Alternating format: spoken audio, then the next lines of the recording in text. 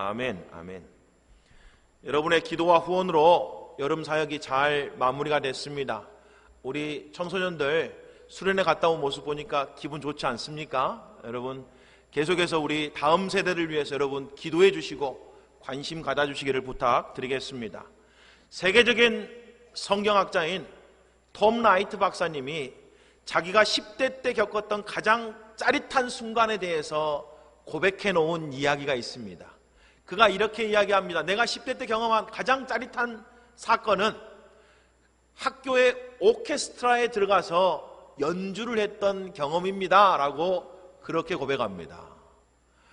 어떻게 됐는지 그가 학교 오케스트라에 들어가는 그런 경험을 했나 봅니다. 근데 그때 경험이 굉장히 좋았던 것 같아요. 그러면서 그가 이런 이야기를 합니다. 어느 날 40명 50명 되는 사람들이 함께 앉아서 연주하다가 놀라운 사실을 깨달았습니다.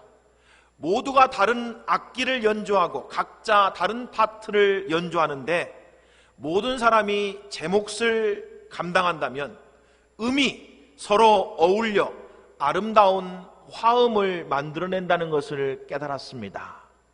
그리고 그때 경험이 너무 좋았던 거예요. 각자 막 다른 악기들을 연주하고 있는데 그게 하나로 어울려서 아름다운 하모니를 만들어낸다는 게 너무너무 좋았다라고 하는 그런 이야기를 합니다. 근데 이거는 우리가 다 알고 있는 이야기 아니에요. 그렇죠? 오케스트라 우리가 연주하는 걸 들어보면 정말 멋지지 않습니까? 정말 수많은 악기들이 한 소리를 낸다는 게 하나로 어울려져서 아름다운 화음을 낸다는 게 얼마나 멋있고 황홀한 그런 경험입니까? 여기까지는 우리가 다 알고 있는 그런 이야기인데 제가 특별히 이분의 고백에서 관심을 가진 내용이 있었습니다. 그분이 이렇게 이야기하는 거예요. 나는 곧 오케스트라 안에서 계급 차별이 있음을 깨달았습니다. 오케스트라 안에서 계급 차별이 있대요. 그러면서 이렇게 말합니다. 현악기는 자기들이 다른 모든 악기보다 우월하다고 생각한다. 그래서 다른 악기들을 무시한다는 거예요. 그 중에 현악기 중에서도 특별히 바이올린이 제일 우월한 악기라고 바이올린 키는 사람들은 그렇게 느낀다는 거예요. 그래서 비올라나 더블 베이스 이런 연주하는 사람들을 무시하는 경향이 있더라라는 이야기입니다. 그런데 현악기에만 그런 게 아니고 관악기를 연주하는 사람들끼리도 차별이 있더라는 거예요. 그가 이렇게 말합니다. 플루트와 오보에는 자기들이 금관악기보다 우월하다고 여깁니다.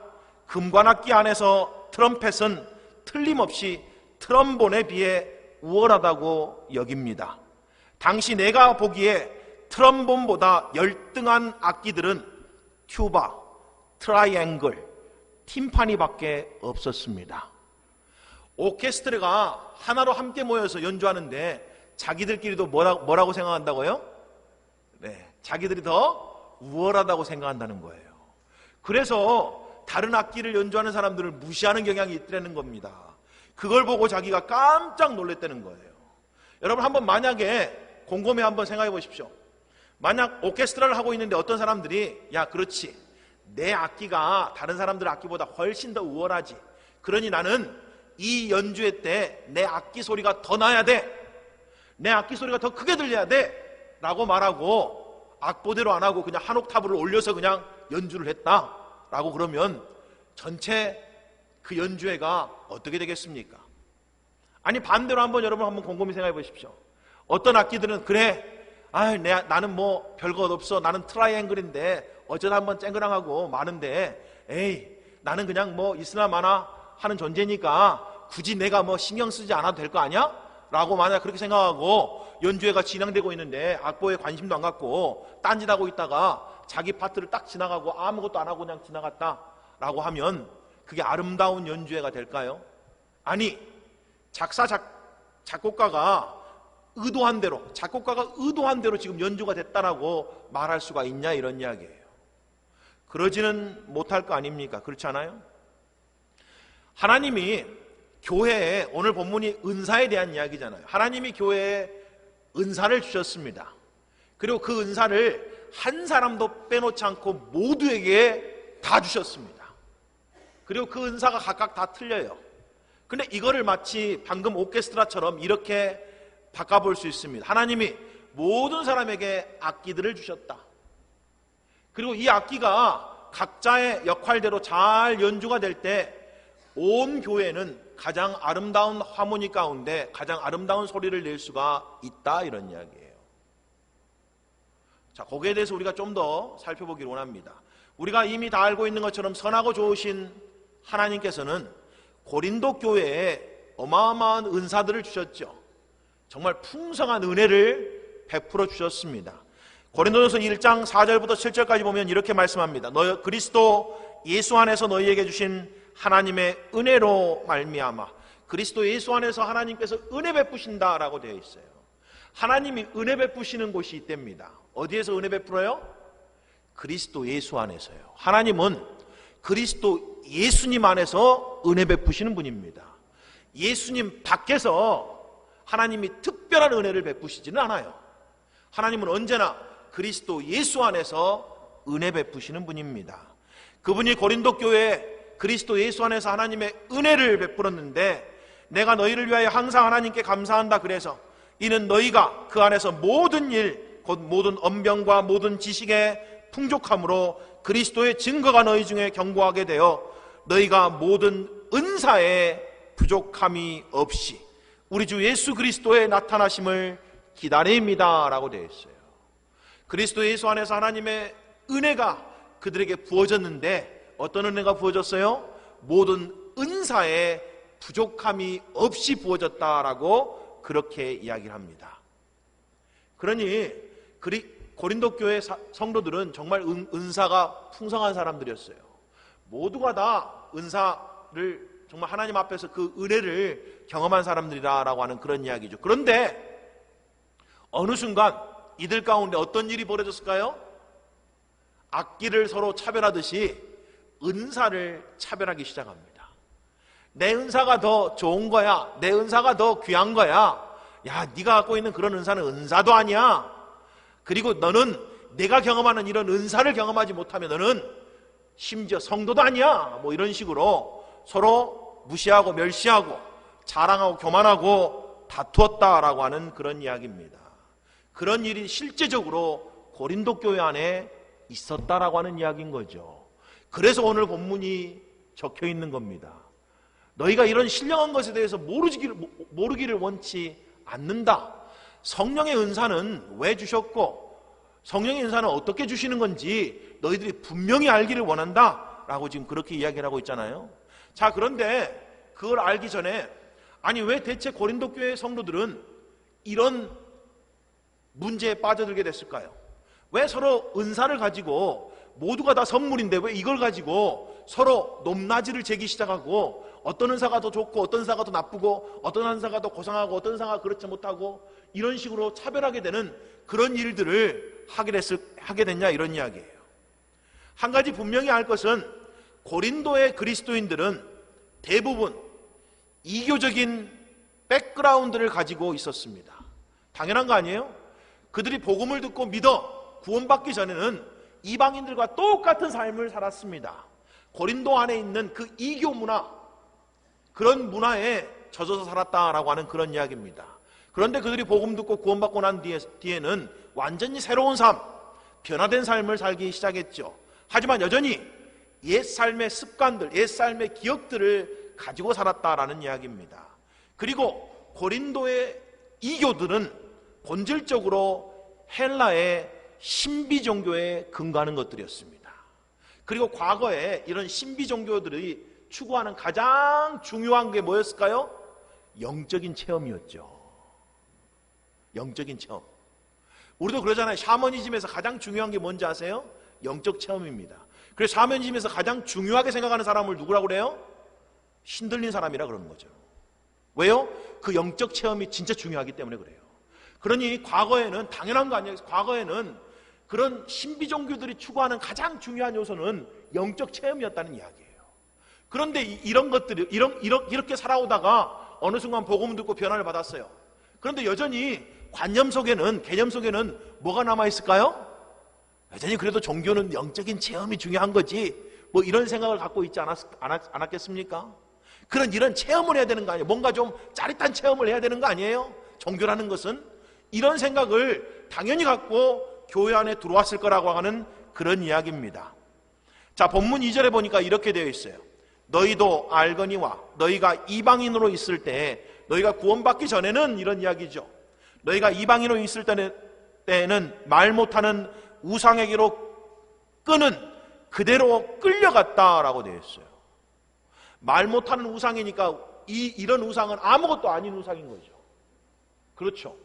능력도 없고 우리의 기도를 들어줄 수도 없고 우리의 형편을 알아줄 수도 없는 말 못하는 우상이니까 정말 아무 존재도 아닌 우상인 거예요. 그럼에도 불구하고 어떻게 됐다는 거예요? 그런 우상에게 끌려갔다는 거예요. 뭘 통해서 그들을 끌어갔을까요? 황홀함, 그렇죠. 어떤 무아지경, 뭔가 영적인 체험을 통해서 그들을 그런 우상에게로 끌어간다는 이야기예요. 여러분, 지금도 이단들은 이런 걸 통해서 이단으로 우리를 끌어가려고 합니다. 이런 걸 통해서 끌어가려고 해요. 뭔 대단한 그런 영적인 은사 체험인 것처럼 해가지고 사람들을 미혹하고 그런 대로 끌어가려고 한다는 이야기예요. 예전에 이방인이었을 때 고린도 사람들은 그런 식으로 끌려갔대요. 끌려다녔다는 이야기예요. 그러니까 끌려갔다는 말은 어떤 의미에서는 자의적이지 않잖아요. 그렇죠? 자기도 모르게 막 끌려간 거예요. 그런 삶을 살다가 그들에게 하나님의 은혜가 임해서 구원받게 됩니다. 그래서 새로운 삶을 살게 되었는데도 여전히 옛날에 그게 남아있어서 교회를 보는데도 하나님의 성령과 은사를 보는 데도 있어서 옛날처럼 이방인 때처럼 그런 사고를 가지고 접근했다는 이야기예요. 그래서 하나님의 은사를 어떻게 했다고요? 경중을 나눴다, 이런 이야기예요.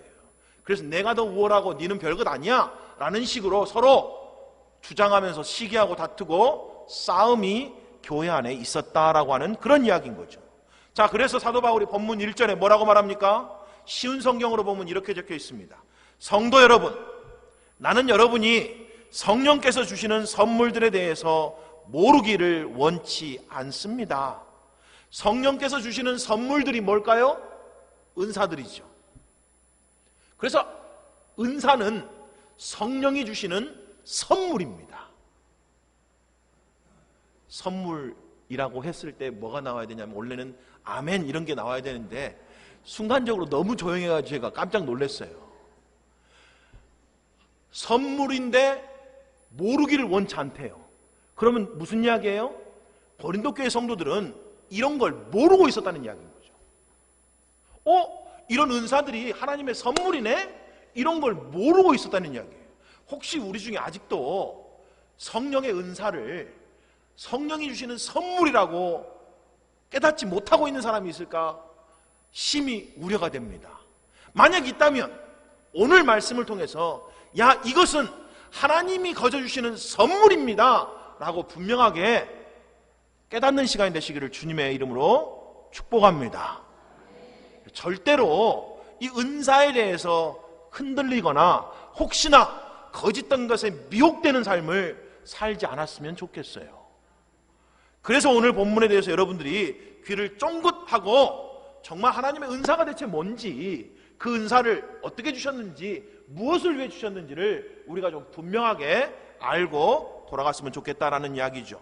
여러분, 고린도전서 12장, 13장, 14장은 전체가, 이 세 장의 전체가 성령과 은사에 대한 이야기예요. 그리고 이 성령과 은사에 대해서 바로 알아야지 우리가 교회 생활을 바로 할 수 있다는 이야기입니다. 우리가 지금 고린도전서 11장까지는 계속해서 복음을 가지고 교회 안에서 어떻게 살아야 됩니까? 지금 그 이야기를 하고 있는 거잖아요. 복음적으로 산다는 건 교회 안에서 어떤 삶입니까? 라는 거에 대해서 우리가 지금 살펴보고 있는 거잖아요. 그렇죠? 그런데 교회 안에서 복음적으로 살아내기 위해서는 성령과 은사에 대해서 바른 이해가 있어야 된다는 이야기예요. 그렇지 않으면 교회 안에서 체험하게 되는 그런 하나님의 은혜 때문에 도리어 하나님이 우리에게 허락하시는 그 선물 때문에 도리어 어떻게 된다고요? 다른 사람을 멸시하게 되고 다른 사람을 무시하게 되고 심지어 자랑하고 교만하고 그것 때문에 다투고 분쟁을 일으키게 되는 그런 우를 범하게 될 수 있다는 이야기입니다. 그래서 이 부분을 우리가 잘 이해할 필요가 있다라고 하는 이야기인 거죠. 사도 바울은 성령이 주시는 선물, 이 은사들을 바로 이해하고 고린도 교회가 하나 되기를 원했습니다. 은사로 말미암아 다투는 게 아니고 은사로 말미암아 뭐 되기를 원했다고요? 하나 되기를 원했다는 이야기예요. 여러분, 복음이 가져다주는 가장 탁월한 특징은 다른 게 아니고 하나됨입니다. 그래서 영성의 최고봉은 하나가 되는 거예요. 서로 다른 사람과 하나가 되는 거 있죠. 그게 영성의 최고봉입니다. 그래서 복음 안에서는 남자나 여자나 자유인이나 종이나, 그렇죠, 헬라인이나 유대인이나 다 뭐라고요? 하나다 그러잖아요. 이걸 경험할 줄 아는 게 복음으로 사는 거예요.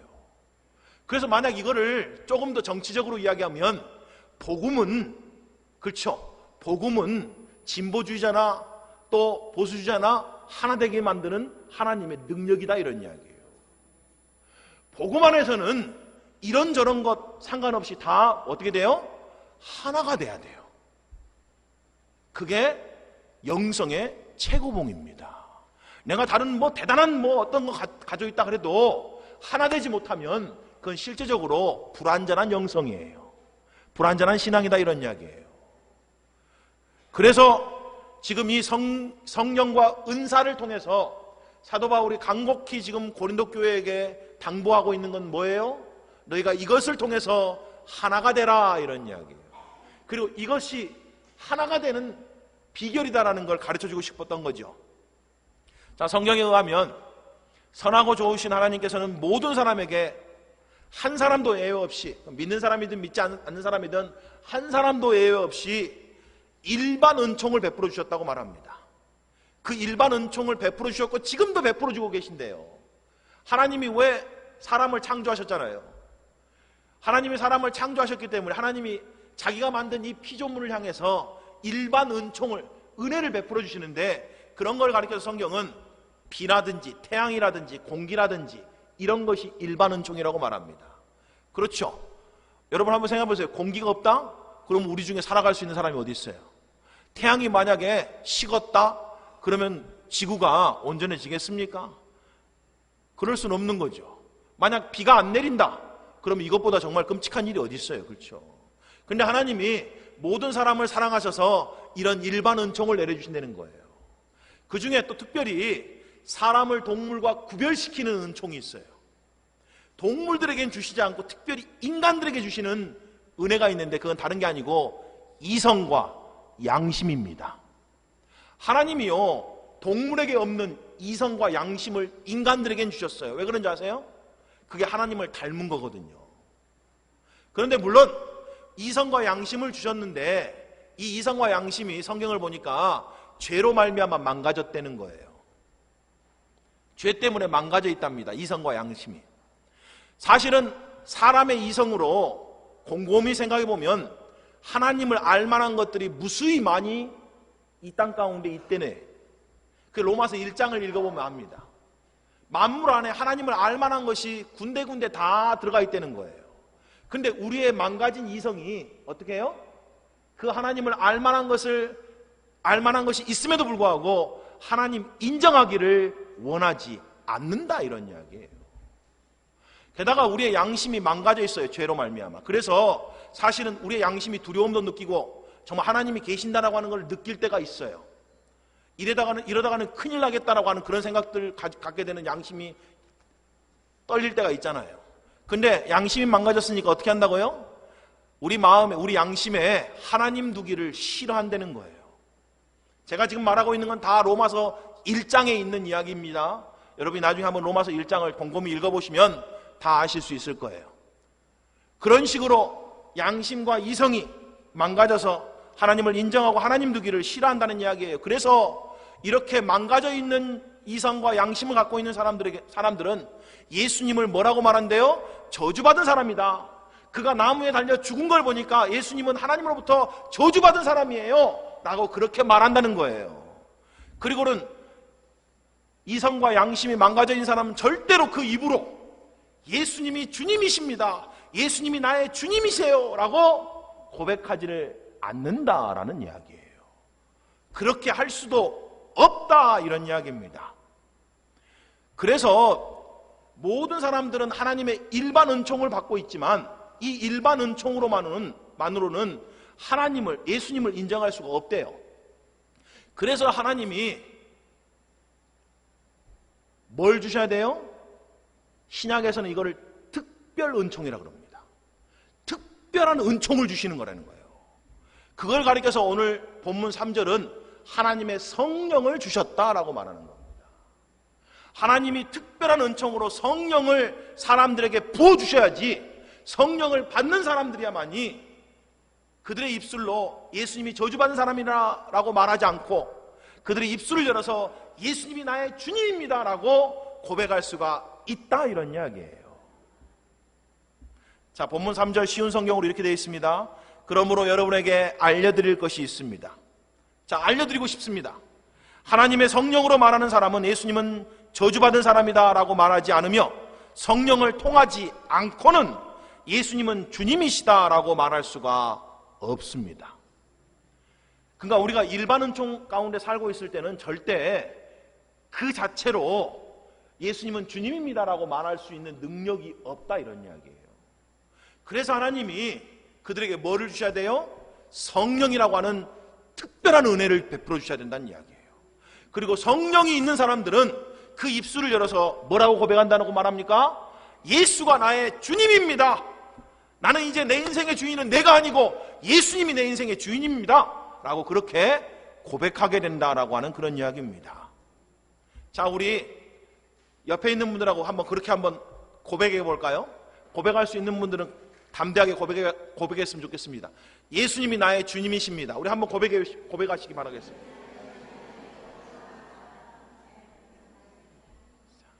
자, 고백하셨으니까 덕담 한마디 하겠습니다. 그렇게 고백한 사람들을 보고 당신은 은혜 받은 사람입니다 라고 그렇게 다시 한번 이야기해 주세요. 네. 지금 이 본문이 말하고 싶은 게 그런 거예요. 우리가 예수님은 나의 주님입니다 라고 말할 수 있는 것은 사실은 그건 내 능력이나 내 힘이 아니고 내가 대단해서 그럴 수 있는 게 아니고 그렇게 고백할 수 있는 것 자체가 내가 이미 하나님께 은혜 받았다라고 하는 증거다, 이런 이야기예요. 성령이 너희 가운데 역사하셨기 때문에 너희가 그렇게 고백할 수 있었던 거다, 이런 이야기입니다. 성령으로 말미암지 않고는 어떤 사람도 이렇게 고백할 수가 없다, 이런 이야기예요. 그러니까 내가 이렇게 고백한다는 게 얼마나 큰 은혜인 겁니까, 여러분? 은혜 받았다는 거예요. 그런데 성령과 함께 그때 우리에게 주어지는 것은 이런 고백뿐만 아니라 성령이 우리 가운데 들어오시면서 이런 고백도 할 수 있었을 뿐만 아니라 성령이 우리 안에 들어오시면서 동시에 성령이 우리 가운데 선물을 주셨는데 그거를 오늘 본문은 은사다라고 말한다는 이야기예요. 우리 안에 들어오실 때 은사도 같이 주셨다라는 이야기입니다. 헬라어로 은사가 곧 선물이에요. 그래서 영어로는 이 부분을 gifts, 선물들이라고 이렇게 번역해 놨습니다. 선물이라는 말은 우리의 의지나 동기나 조건과 상관없이 하나님께서 거저 베풀어 주신 은혜다라는 이야기예요. 이게 은사라는 이야기예요. 은사는 내가 대단해서 내가 뭐가 간절해서 이렇게 주어진 게 아니고 성령으로 말미암아 선물로 주신 거라는 이야기예요. 이미 그리고 모든 그리스도인들에게는 하나님이 성령과 함께 성령의 은사도 주셨다, 이런 이야기입니다. 여기서 좀 아멘 크게 해주세요. 다시 한번. 성령과 함께 성령의 은사를 모든 그리스도인들에게 주셨습니다. 아멘? 그럼요. 내가 만약 그리스도인이라면 나에게는 성령의 은사가 있는 거예요. 내가 그걸 아직 모르고 있을 뿐인 거지, 어떤 의미에서는. 그걸 아직 개발하고 있지 않고 있기 때문에 그런 거지, 분명한 것은 이미 내 안에 그게 있다, 이런 이야기예요. 자, 그러면서 4절부터 7절까지 이렇게 되어 있습니다. 은사는 여러 가지나, 은사는 한 가지가 아니고 여러 가지나 성령은 같고 직분은 여러 가지나 주는 같으며 또 사역은 여러 가지나 모든 것을 모든 사람 가운데 이루시는 하나님은 같으니 각 사람에게 성령을 나타내심은 유익하게 하려 하심이다 라고 되어 있어요. 자, 오늘 이 본문을 자세히 읽어보면 우리가 알 수 있는 게 뭐예요? 은사는 여러 가지인데 이렇게 말하면서 또 그 밑에 가보면 뭐라고 되어 있어요? 직분은 여러 가지고 또 그 밑에 가보면 뭐라고 되어 있어요? 사역은 여러 가지다 라고 되어 있죠. 똑같은 말인데 뒤에는 똑같은데 앞에만 싹싹싹 다르잖아요. 그렇죠? 이게 뭘 의미하는지 아십니까? 은사야말로 직분과 사역과 관계 있다 이런 이야기예요. 여러분의 사역은 은사를 쫓아가야 된다는 이야기입니다. 은사가 없는데 사역을 감당하잖아요. 그럼 사역을 엉망으로 만듭니다. 은사를 쫓아서 직분을 감당하지 않으면 그 직분이 도리어 엉망으로 만듭니다. 그래서 이게 그렇게 적혀 있는 거예요. 은사는 하나님의 교회 안에서의 직분과 사역과 관련되어 있다 이런 이야기입니다. 자, 그리고 이 은사가 여러 가지라는 거예요. 다양하다 이런 이야기죠. 그리고 7절에 보니까 이 은사를 각 사람에게 다 주셨다는 거예요. 한 사람도 예외가 없이 모든 믿는 사람들에게 각 사람에게 하나님이 은사를 주셨다 이런 이야기. 그러니까 이 본문을 가지고 우리가 이런 결론을 내릴 수가 있습니다.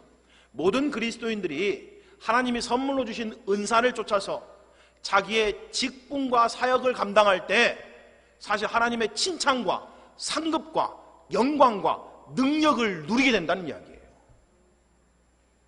하나님의 은사를 쫓아서 자기의 직분과 사역을 감당하지 못하면 하나님의 능력과 영광과 하나님의 칭찬과 나중에 하나님이 주실 상급을 기대할 수는 없다 이런 이야기입니다. 사실은요. 그런데 하나님이 나중에 우리에게 영광과 칭찬과 상급을 주시기 위해서 이미 우리에게 뭘 주셨다는 이야기예요? 아무것도 안 주고 네 혼자 노력해라, 네 혼자 애써라, 네 혼자 열심히 살아봐라, 그리고 네가 열심히 사는 거 보고 내가 뭘 상급을 주든지 말든지 할게, 이런 게 아니고 이미 그렇게 살 수 있는 능력인 은사를 이미 주셨다는 이야기예요. 꼭 달란트 비유 아시죠 여러분? 양은 차이가 날지 모르지만 모든 종들이 다 달란트를 받았습니다. 모두가 다 가지고 있다 이런 이야기예요.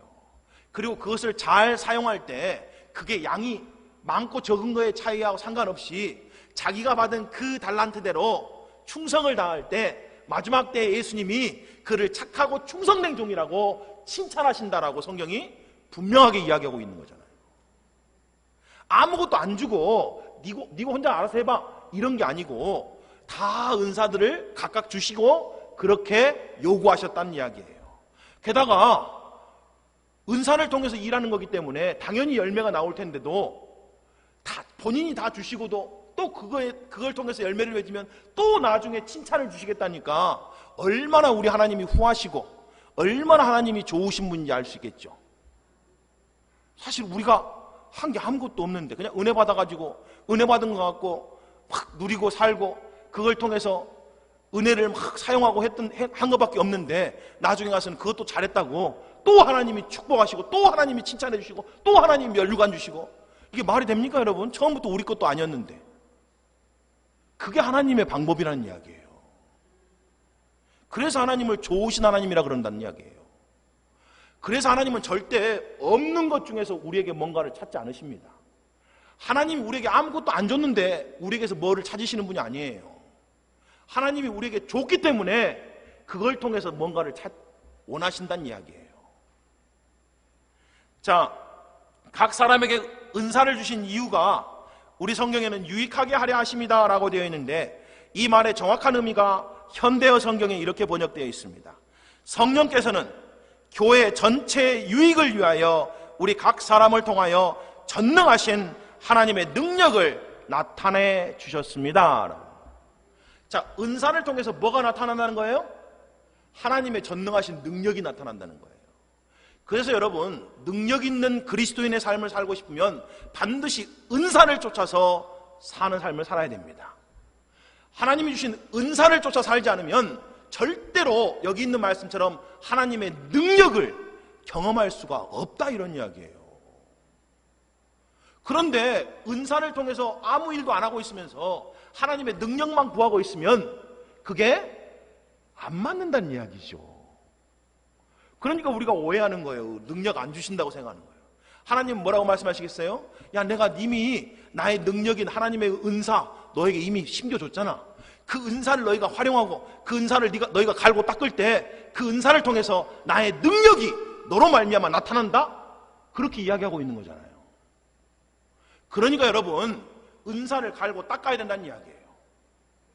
은사를 갈고 닦을 때 하나님의 능력을 우리가 경험하게 되고 그 능력이 나로 말미암아 드러나서 하나님이 영광 받으시고 나도 그 안에서 함께 영광을 누린다는 이야기입니다. 자, 그런데 이 은사를 주신 이유가 뭐라고요?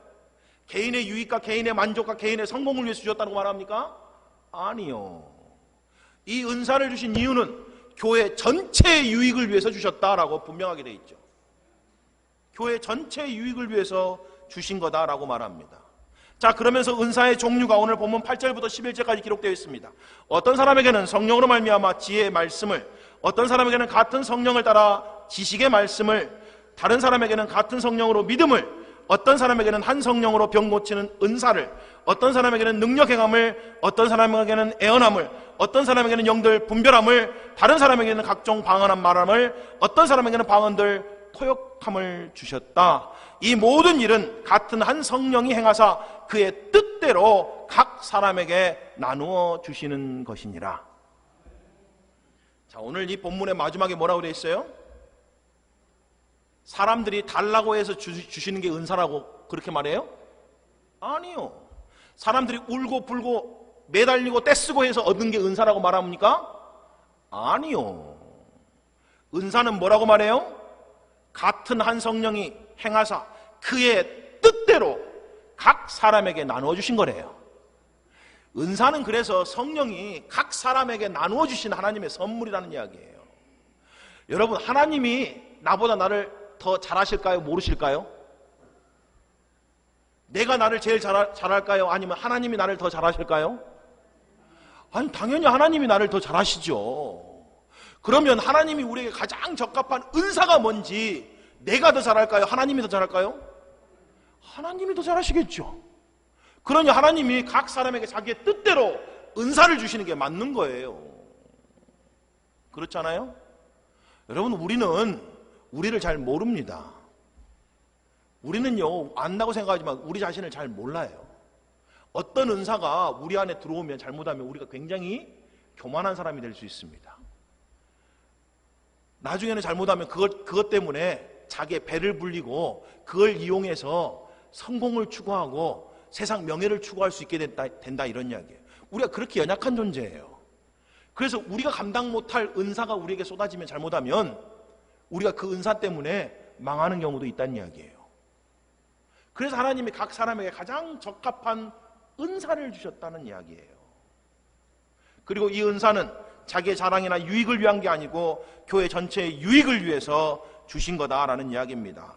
그리고 지혜의 말씀, 지식의 말씀, 믿음, 또 병 고치는 은사, 능력 행하는 은사, 애언하는 은사, 영을 분별하는 은사, 방언하는 은사, 방언 통역하는 은사, 이 모든 은사들은 다 차별이 없다 이런 이야기죠.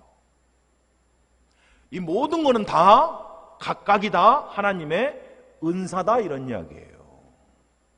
그런데 문제가 뭘까요? 이런 은사들은 다 주관적이에요. 이런 은사들은 다 자기만 경험한 거잖아요. 그렇죠? 자기만 경험한 거잖아요. 다른 사람은 안 경험하고 나만 경험한 거잖아요. 나만 경험한 거의 위험성이 뭔지 아세요? 야, 나는 경험해왔다 이거야. 경험해왔다. 너는 경험 안 해봤잖아. 나는 경험해봤다니까. 그러니까 내게 더 우월한 거야. 내게 더 좋은 거야. 너 나처럼 안 하면 너는 아무것도 아니야. 이렇게 말하기가 쉽다 어렵다? 쉽다 이런 이야기예요.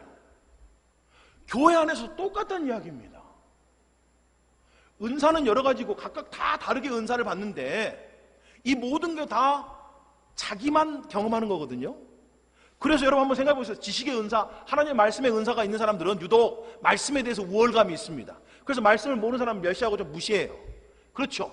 아니면 나중에 가면 능력 행하는 은사, 이런 방언의 은사 이런 사람들은 뭔가 경험적인 은사가 있는 사람은 경험하지 못한 사람들을 은근히 무시하는 경향이 있을 수 있잖아요. 그렇잖아요? 우리가 그럴 수 있다고요. 자기만 경험한 거니까 난 다 경험하는 거 아니야? 나는 경험했는데 왜 너는 못 경험해? 이런 식으로 생각하고 사람들 가운데 멸시하고 무시할 수도 있고, 반대로 또 하나님, 왜 나는 저 사람이 경험한 걸 못 경험했을까요? 나도 경험했으면 좋겠는데, 나도 좀 가졌으면 좋겠는데 하고 시기하고 질투할 수 있다는 이야기예요. 그렇죠? 그런 지금 이야기를 하고 있는 거예요. 그리고 그런 현상들이 고린도 교회 안에 있었다, 이런 이야기예요. 있었다. 자, 우리는 모두가 다 똑같은 은사를 가질 수는 없습니다. 자, 뒤에 가보면 고린도전서 12장 29절 30절에 사도 바울이 이렇게 적어놨어요. 다 사도이겠느냐? 다 선지자겠느냐? 다 교사이겠느냐? 다 능력을 행하는 자겠느냐? 다 병 고치는 은사를 가진 자겠느냐? 다 방언을 말하는 자겠느냐? 다 통역하는 자겠느냐? 대답이 뭘까요? 아니요. 아니요, 아니요, 아니요. 절대 아닙니다. 이게 정답이잖아요. 여러분, 다 똑같은 은사만 갖고 있겠냐? 아니요. 자, 제가 제일 처음에 했던 오케스트라로 다시 한번 돌아가 볼까요? 여러분, 오케스트라 중에 바이올린이 가장 자기 악기가 최고라고 여긴답니다. 자, 그러면 그렇다고 해서 오케스트라로 40명이 모였다고 한번 가정을 해봐요. 근데 자, 우리가 오케스트라를 할 건데 악기를 갖고 있어요. 그랬더니 모든 사람들이 다 그래도 악기는 바이올린이 최고지 하고 다 바이올린만 갖고 왔다고 생각해 보세요. 그럼 뭐 독주를 하는 게 낫지 굳이 모여서 할 게 뭐가 있어요? 그렇잖아요? 그게 합주곡을 할 수가 있을까요? 절대로 못하죠. 절대로 못합니다. 지금 그 이야기를 하고 있는 거예요. 하나님의 은사라는 것이 어떻게 다 똑같이 주어질 수 있겠냐? 어떤 사람은 할 수도 있고 안 할 수도 있고 가질 수도 있고 안 가질 수도 있고, 이 사람이 없는 건 저 사람이 갖고 있고 이 사람이 갖고 있는 건 저 사람이 안 갖고 있고, 서로 다 은사가 틀린 거지 어떻게 모든 사람이 나와 똑같은 은사를 갖고 있을 수가 있냐, 이런 이야기예요. 근데 은근히 우리는 뭐라고 압력을 줘요? 나하고 똑같지 않으면 니는 틀린 거야. 나하고 똑같지 않으면 니는 조금 밑에 떨어지는, 조금 떨어지는 그리스도인일지 몰라. 이런 식의 은근한 그런 식의 태도를 취하는 경우가 교회 안에 있다, 이런 이야기예요. 그게 문제라는 이야기입니다. 고린도 안에도 그런 게 있었다, 이런 이야기죠. 그런데 여러분, 은사는 이제까지 계속 강조하는 게 뭐예요? 은사는 하나님이 주신 선물입니다. 나의 조건이나 동기나 자격하고 아무 상관이 없이 하나님이 주신 선물이다, 이런 이야기예요. 그러니 은사로는 자랑할 수 있다, 없다? 없다, 이런 이야기. 사실은요, 나에게 선물 주신 거 그 자체로 감사하면 되는 거지, 은사를 가지고 내가 자랑하거나 은사를 가지고 사람을 차별할 수는 없다, 이런 이야기예요. 그것은 절대 복음적인 삶이 아니다, 이런 이야기입니다. 복음은 절대로 차별하지 않는다, 이런 이야기예요. 은사 가지고도 그럴 수 없다, 이런 이야기죠. 자, 고린도전서 아까 말씀드린 것처럼 고린도 교회는 모든 은사에 부족함이 없었습니다. 자, 그러면 대단한 사람들 아니에요? 그런데도 사도 바울이 고린도 전서 3장 1절에 우리가 이미 봤습니다마는 이렇게 이야기해놨어요. 형제들아, 내가 신령한 자들을 대함과 같이 너희에게 말할 수 없어서 육신에 속한 자 곧 그리스도 안에서 어린아이들을 대함과 같이 한다라고 돼요. 모든 은사에 부족함이 없는데 그들은 영적으로는 신령한 사람들이 아니고 성숙한 사람들이 아니고 어떤 사람들이래요? 어린아이 같은 사람들이래요. 왜요? 그걸 가지고 서로 자랑하고 시기하고 다투고 싸웠다는 이야기예요. 애기들 같은 태도를 취했다, 이런 이야기입니다. 그래서 여러분, 하나님께서 값없이 주신 은사는 그리스도인들의 성숙이나 개인적인 영성이나 인품과는 전혀 상관없다는 이야기예요. 이해가 되세요? 여러분, 아무리 대단한 능력을 행하는 목회자도, 목사도 그 인품이나 복음의 성숙도하고는 하등의 상관이 없습니다. 이해가 되십니까? 우리 중에 아무리 대단한 은사를 갖고 있는 사람들도 그 자체가 대단한 성숙한 사람이라는 증거가 아니란 이야기예요. 대단한 인품이 좋은 그리스도인이라고 하는 증거가 아니다, 이런 이야기예요. 그런데 모든 사람들이 뭐에 미혹돼요? 능력에 미혹되잖아요. 꼭. 그렇죠. 기적에 미혹돼요. 여러분, 기적과 능력은 다 하나님의 선물이에요. 하나님이 주실 수도 있고 안 주실 수도 있는 거예요. 그것 자체가 좋은 교회라고 하는, 건강한 교회라고 하는 증거가 안 돼요. 그것 자체가 성숙한 성도들이 모여있는 교회라고 하는 증거가 안 된다, 이런 이야기 여러분. 그런데도 여전히 우리가 예전 이방인이었을 때 갖고 있었던 그 생각들 있잖아요. 그래도 종교는 뭔가 능력이 나타나야 되는 거 아니에요? 그래도 종교는 뭔가 경험적인 게 있어야 되는 거 아니에요? 그래도 경험되는 게 좀 중요한 거 아니겠어요? 이런 생각을 여전히 갖고 들어와서 우리도 교회를 똑같은 시각으로 똑같은 렌즈를 끼고 보려고 하고 판단하려고 하는 그런 우를 범하고 있다라는 이야기입니다. 그런 게 아니라고요. 성숙한 거는 아까 말씀드렸잖아요. 하나 되는 것.